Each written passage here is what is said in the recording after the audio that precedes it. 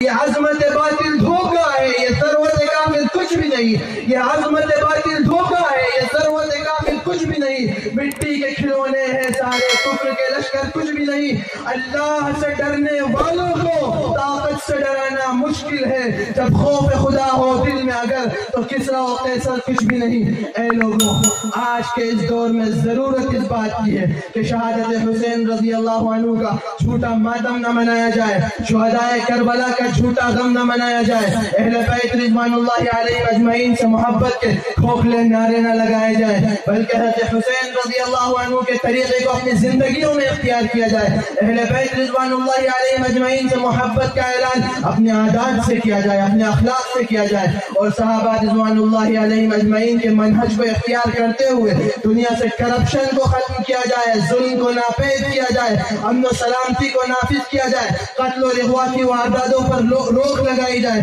آبرو ریزی کے واقعات کو ختم کیا جائے۔ اور اگر مسلمان اس منہج کو لے کر آگے بڑھیں گے تو پھر ہمیں جو مٹانے کی کوشش کرے گا وہ ابو جہل کی طرح بے نام و نشان ہو جائے گا، وہ ابو لہب کی طرح ختم کر دیا جائے گا، وہ عقبہ اور عتبہ کی طرح مٹا دیا جائے گا، اور ہمیں بقا حاصل ہوگا بلال کا بقا، خبیب کا، خباب کا، عمار کا، یاسر کا، سمیہ کا، بلکہ انشاءاللہ ہمیں بقا حاصل ہوگا ابو بکر صدیق کا، عمر فاروق کا، عثمان ابن عفان کا، علی ابن ابی طالب کا۔